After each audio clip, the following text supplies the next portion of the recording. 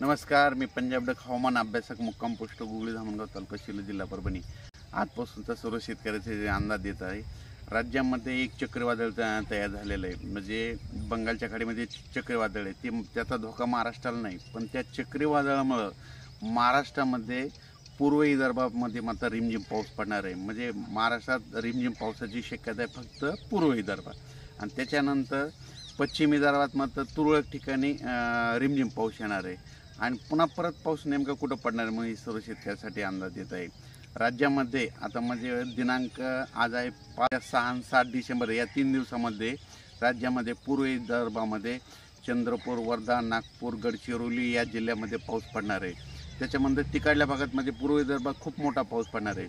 आणि पश्चिम विदर्भामध्ये अकोला, अमरावती, चांदूर, तसेच वाशिम, यवतमाळ, अकोट, बुलढाणा या जिल्ह्यामध्ये काही ठिकाणी रिमझिम पाऊस येणार आहे. म्हणून हा सर्व शेतकऱ्यांनी अंदाज लक्षात घ्यायचा.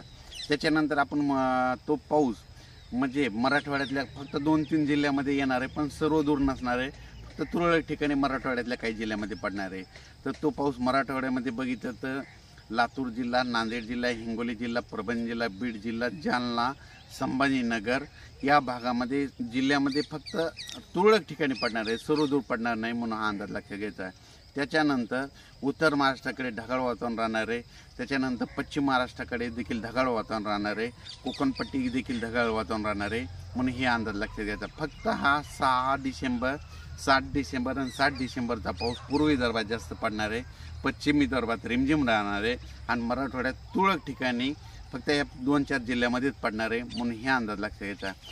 अचानक वातावरणात बदल झाला तर लगेच एक मेसेज दिला जाईल. धन्यवाद.